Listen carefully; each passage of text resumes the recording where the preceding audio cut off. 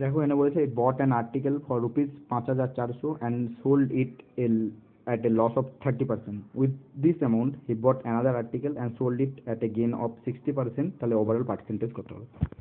ভাই এইখানে করে যে 54টা রয়েছে না, এটার কোনো দরকার নেই, কারণ আমাদের পার্সেন্টেজ বের করতে বলেছে।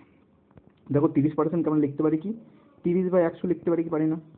অর্থাৎ দেখো বলেছে লস অফ 30%, অর্থাৎ 100 টাকার কোনো একটা প্রোডাক্ট সে প্রথমে কত টাকা বিক্রি করবে? 30 টাকা লসে বিক্রি করবে। 30 টাকা লসে বিক্রি করলে তার 70 টাকা আগে বিক্রি করতে হবে। অর্থাৎ সে 100 টাকা নিয়ে কোনো প্রোডাক্ট কিনলো এবং সেটা 70 টাকাতে বিক্রি করলো। এবার with this amount he bought another article and sold it gain of 60%।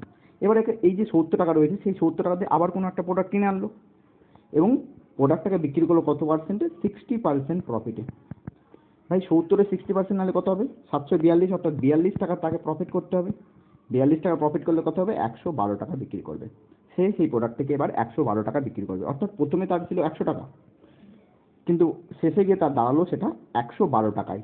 অর্থাৎ আমাদের প্রফিট কত পার্সেন্টের হলো? টোটাল ওভারঅল প্রফিট আমাদের হলো 12%-এর প্রফিট। ওভারঅল প্রফিট পার্সেন্ট হলো 12%। অপশন নাম্বার বি হবে রাইট অ্যান্সার। এটাই শর্ট প্রসেস করার জন্য এটিকে।